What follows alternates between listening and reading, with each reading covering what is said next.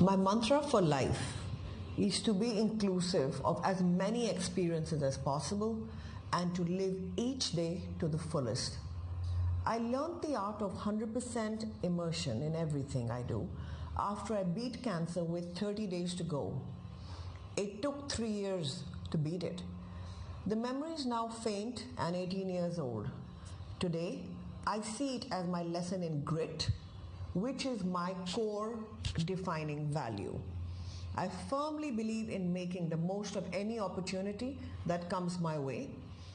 Being a mother of two, a wife, a daughter, and a successful professional, all happily intertwined and proudly visible, is my lifestyle choice. I live my life 200%.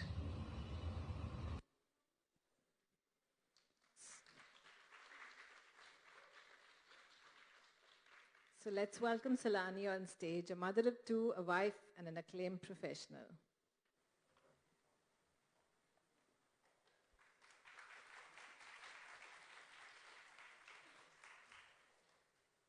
And on top of that, right now, a woman who's enjoyed her wine a bit too much. So excuse any slips on the way.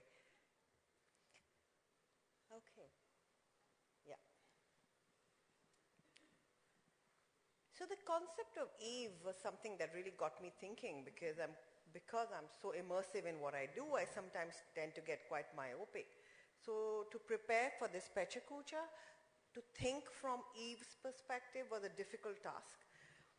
So this slide looks at Eve looking at ant, and a woman heads this anthill.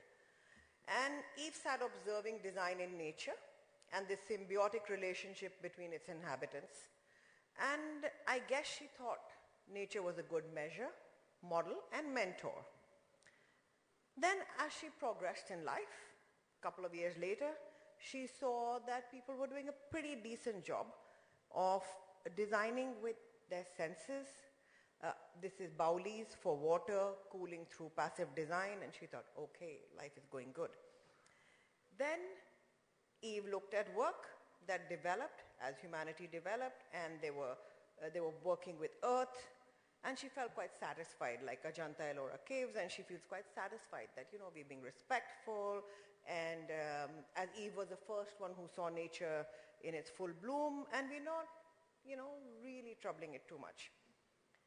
Then she looks at, oh my God, I'm amazed. I, Eve, am totally amazed with what humanity has taken inspiration from nature and yet creates this amazing spectacle, which to date I can stand and feel Hawa Mahal. So Eve is saying, okay, humanity is doing pretty good, everybody's cool, and they're not being really abusive, and it's all fine. Then, fast forward today. We making buildings, weight of a building, 1,500 to 2,000 kilograms per square meter. Our industry, second largest employer in the world, $650 billion industry on last count. And Eve says, okay, but why does it look like that? What happened to the other stuff? Most of it looks like that. Then Eve said, okay, so many women at least in it. Then she suddenly starts to see they're missing. They're invisible. There are so many of them, they're invisible. All this load, this weight that I talked about, they're carrying it on their head. You go to any Indian construction site, surely they're carrying it. Where we are sitting, probably the weight of this floor, this ceiling, was carried on a woman's head. She's invisible. Why is she invisible? Like this. Look, 3 out of 100 on this list. 1 dead already, gone. 2 out of 100. Oh my God, all these women carried all this load, and that's where they're shown. Eve is certain she's crying. I didn't have the graphic for it, but she's definitely crying. Talk about diversity. Look at this. Look at this. I have my colleagues here, lots younger than me. College intake 60% women, registered architect 40%. So they kind of keep becoming invisible. They become invisible when they carry load. They become invisible when they register. They also become invisible when it's time to give pay raises. It's kind of disgusting. Okay. Now, Eve has decided today, as we are, might as well disappear, and you can see the spectators. Okay? And where does Eve go to? which is becoming invisible, might as well disappear completely. So Eve is in despair. Eve knows of diversity. She knows of balance in nature. Oh dear, all gone. All gone. Okay? So this is what Eve is thinking today. So for centuries, she's saying women have played a key role in building transformation, preservation of society, emotional quotient. How come they're not visible? Why can't anybody see them look? They're not even looking properly. They're looking at each other, you know.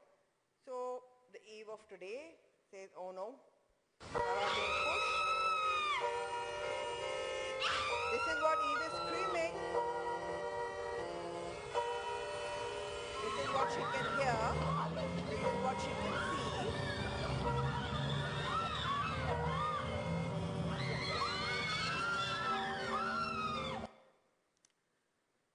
So Eve figures that unless Eve is dauntless and divergent, what does the future hold for the world of design and architecture?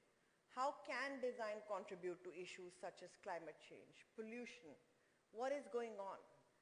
And are we headed to a future where design and architecture is just a whirlwind of experimentation or a re-evaluation of long accepted norms? Can we lead by thought and think, and that's really our only salvation, or we'll be living in this metal clunkyard? So Eve, what does she have to think in the future? She has to really start thinking what the future of design is going to be. She's the one with the EQ, remember? So either it has to be a downhill journey, and that's where Eve thinks the world is going to be, or we have to learn to touch the earth lightly, to touch our resources lightly, to float on them.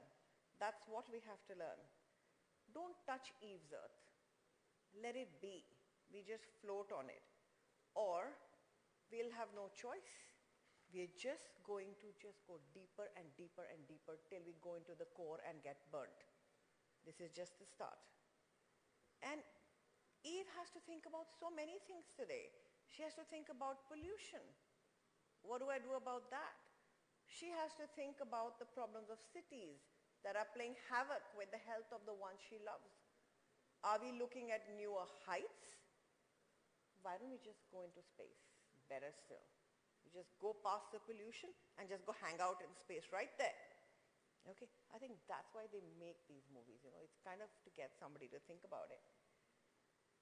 Or we have another choice. We either go hang out there, and after a while, as those of you who've seen 100, we'll run out of air in there as well. Or we just look to be a little bit more green, a little bit more concerned, and a little bit we start, I'll wait for the slide, to just mirror nature a little bit. Once we start to do that, we can probably go back to core principles where Eve was a lot happier, and probably it's just not for Eve.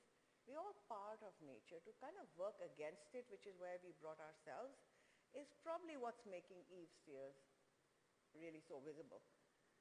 So what is today's reality for Eve? This is Eve's reality. So we have Eve designing and doing a great job, and we have Eve making the best of her life that she loves and people that she loves in the cities that we've created where she's screaming. That was the slides I showed a while back. So what is the reality?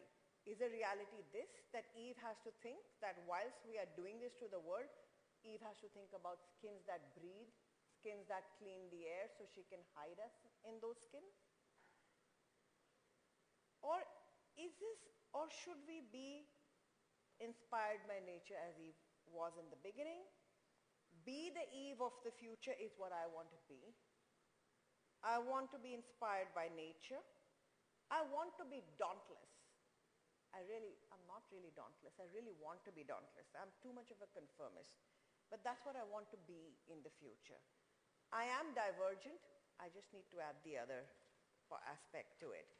I need to be futuristic. I think technology holds the key to pressing environmental challenges, and I have to build in the nexus of nature and technology to develop more sustainable architectural design products and work for a more sustainable world. Thank you.